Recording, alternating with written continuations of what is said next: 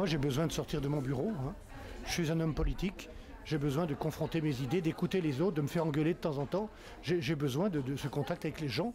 Je fais une visite officielle dans un pays de l'Europe. Toutes les semaines, j'essaie de provoquer des rencontres avec des jeunes.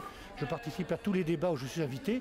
Je ne suis pas un technocrate apatride bruxellois. J'ai besoin de ce contact avec les gens. Je trouve formidable que 1000 personnes se réunissent pour interpeller les candidats, pour parler d'Europe. Et j'aimerais bien qu'il y ait davantage de débats dans ce pays sur ce thème, hein. Je pense qu'on ne parle pas assez d'Europe. Je pense que les dirigeants politiques français ne parlent pas assez d'Europe, qu'ils soient de gauche, de droite ou du centre. Je pense que le projet européen ne peut continuer qu'avec les gens, qu'on ne peut pas continuer à faire ce projet comme depuis 60 ans pour les citoyens et sans eux. S'il n'y a pas d'adhésion populaire et d'abord d'explication citoyenne, le projet européen est en danger par rapport à tous les populismes de droite et de gauche qui sont des mouvements de repli national, voire de repli nationaliste, de repli protectionniste. Donc il y a urgence et j'espère que dans les quelques semaines qui nous restent, c'est quand même du temps qu'il y a devant nous pour la campagne électorale, comme le fera le président de la République demain à Villepinte, comme le fera sans doute François Hollande ou d'autres. On parlera davantage d'Europe, mais c'est à eux de prendre cette responsabilité, d'expliquer ce qu'ils veulent faire dans le projet européen et d'expliquer aussi la vérité du monde. Parce que le point, il est là vis-à-vis des gens qui sont inquiets, qui sont en colère, à qui on demande des efforts. Regardez bien le monde tel qu'il est. Le monde est injuste socialement, il est politiquement instable, il est économiquement et écologiquement fragile. Et dans ce monde-là, vous avez des pays, la Chine, l'Inde, le Brésil, les États-Unis, qui n'ont besoin de personne. Est-ce qu'on veut être, nous, à la table de ceux qui vont décider, qui vont défendre des valeurs, qui vont défendre des idées, des intérêts, ou est-ce qu'on se résout à être spectateur? Moi, je n'ai pas envie que la France soit spectatrice, c'est pour ça qu'elle doit être européenne et que le prochain président de la République doit être européen. L'Europe a un fonctionnement compliqué parce que nous sommes une construction politique originale. On n'est pas un État fédéral. On ne veut pas un peuple européen, on ne veut pas une nation européenne. Il y a 27 peuples, 23 langues. Chacun de ces peuples a une langue, une différence, une culture, une tradition.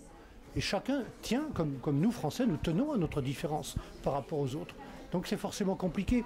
Alors comment ça fonctionne? Une commission européenne qui joue le rôle d'un personnage qui n'existe pas en Europe, qui est le Premier ministre. Nous sommes le Premier ministre européen collégialement, collectivement. Nous ne décidons pas, nous proposons. Nous décidons seulement dans un seul domaine qui est celui de la concurrence. Dans tous les autres domaines, nous faisons des propositions de loi, de budget, de règlement. À qui? À ceux qui décident. Les deux chambres, à Bruxelles et à Strasbourg. La Chambre des États, le Conseil des ministres, et la Chambre des citoyens, le Parlement européen, qui ont un pouvoir égal de décision. Voilà comment ça fonctionne. Encore faut-il expliquer, je le fais grâce à vous, aux Français, aux citoyens, comment ça fonctionne. Et la Commission a donc un rôle politique, juridique, économique, technique naturellement, mais qui est toujours ingrat, puisque nos propositions, je le vois bien dans le domaine de la régulation financière, exigent l'approbation des ministres d'un côté et des parlementaires européens de l'autre. Le fait que le Conseil des chefs d'État et de gouvernement, qu'on appelle le Conseil européen, ait un président permanent est un progrès. Le fait qu'il y ait un commissaire, une commissaire chargée de la politique étrangère, qui soit en même temps la haute représentante pour les ministres, est un progrès, au lieu d'en avoir deux avant. La Commission joue son rôle. Si vous voulez me faire dire qu'on pourrait aller dans l'avenir vers plus de simplification, oui, je pense qu'on pourrait mettre davantage d'unité et de démocratie au sommet en fusionnant le poste de président de la Commission et de président du Conseil européen pour qu'il y ait enfin un président ou une présidente de l'Union européenne qui serait issu de la double légitimité nationale et européenne avec le vote peut-être d'un congrès réunissant des députés nationaux et des députés européens.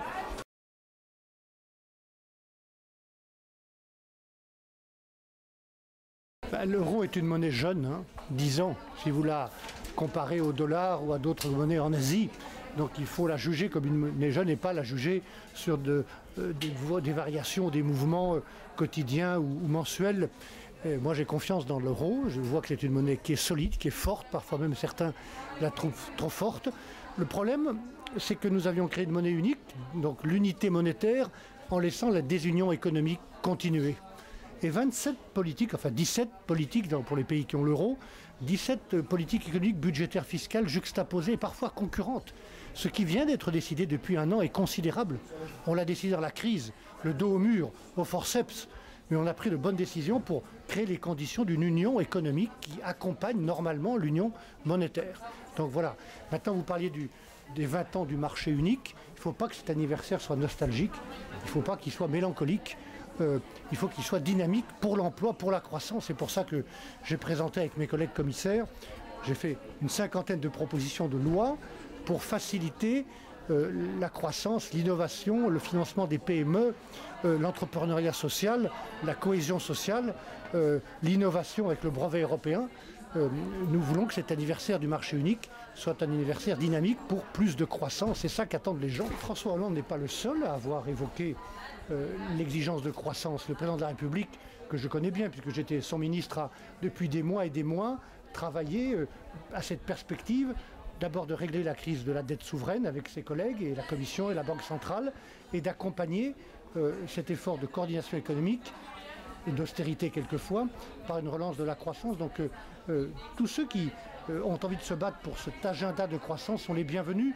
Moi j'ai proposé une initiative européenne de croissance avec des mesures de court terme, comme celle que vient de prendre la Banque centrale européenne pour faire redémarrer le système bancaire dont toutes les entreprises ont besoin dans les régions, pour des project bonds, des bons, des obligations, des emprunts européens d'investissement sur les infrastructures de transport, d'énergie, du numérique, pour mieux utiliser les fonds structurels européens vers l'intelligence, vers la formation, l'éducation et la recherche. La relance du marché intérieur. J'ai proposé 50 lois avec mes collègues commissaires pour redémarrer le marché intérieur, mais ça veut dire aussi du temps, puisque entre les lois que nous proposons et le vote, il faut toujours entre 14 et parfois 12 mois au minimum. Et puis une politique industrielle, voilà tout ce que devrait comporter une initiative européenne de croissance. C'est Jean Monnet qui disait « l'Europe avance pas à pas », parfois dans un premier temps avec des accords intergouvernementaux. Qu'est-ce que c'était Schengen ? Si ce n'est l'accord intergouvernemental entre 7 pays qui voulaient gérer leurs frontières en commun. Et puis cet accord est devenu plus tard un accord communautaire dans le traité. Bon, là, on a fait un accord intergouvernemental pour la coordination économique et budgétaire, puisque les 27 pays n'étaient pas d'accord pour signer un accord communautaire. Et puis nous verrons plus tard. Ce que je crois, c'est que la perspective doit être clairement celle de l'intégration politique, qu'on ait un jour à la tête de l'Europe une présidente ou un président de l'Union européenne qui soit élu notamment par les députés nationaux et les députés européens ensemble, avec cette double légitimité. Donc la perspective pour moi, elle doit être fédérale. Je n'ai pas peur de ce mot, mais respectons le caractère original de l'Europe. Nous ne voulons pas fusionner les nations. On veut préserver leurs différences et leur identité et leur langue. Donc c'est forcément un peu complexe. Nous ne sommes pas dans l'impasse. Nous sommes sortis de l'impasse grâce aux décisions qui ont été prises par les chefs d'État, par la Commission européenne, par le FMI, le Fonds monétaire international, et par la Banque centrale. Ça a été très lourd, c'est très compliqué. Encore une fois, ce qu'on fait, ça n'a jamais été fait, parce que jamais un pays ne s'est trouvé dans une situation qui est catastrophique que la Grèce. Donc c'est une situation exceptionnelle qui exigeait un plan de soutien exceptionnel et un effort exceptionnel des Grecs. Et c'est en train de marcher, à condition que tout le monde fasse ce qu'il s'est engagé à faire. On ne s'est pas contenté de traiter la question de la Grèce. Il y a d'autres pays qui font des efforts et qui sont soutenus, le Portugal ou l'Irlande. On a créé des outils qu'on n'avait pas créés il y a 10 ans parce qu'on n'a pas eu le courage de le faire. L'union économique pour accompagner l'union monétaire. Et puis moi, je continue le travail de régulation. J'ai presque fini le travail de proposition des lois européennes pour mettre des règles, de la transparence, de la morale, là où elles avaient disparu dans la finance mondiale et européenne. Et maintenant, c'est le moment de cette initiative européenne de croissance. Donc je pense qu'on va sortir de ces crises plus fort et mieux organisé. Mais ça ne suffira pas. Il faut aussi remettre de la perspective politique et de la démocratie dans tout ce que nous faisons. On ne fait pas de politique partisane. On n'aiguise pas des confrontations et des querelles entre les hommes.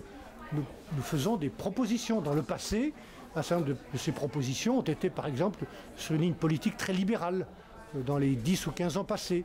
Moi, je suis revenu à la Commission pour changer cette ligne, pour qu'on revienne aux fondamentaux de l'économie sociale de marché, qu'on puisse protéger aussi les citoyens quand il en a besoin, qu'on se donne les outils d'être une puissance politique, qu'on tire les leçons de la crise. Quand je fais des propositions, quasiment une par semaine en ce moment, des propositions pour réguler la finance, pour remettre de la transparence, des règles, de la morale, là où elles avaient disparu depuis 15 ans dans les finances mondiales.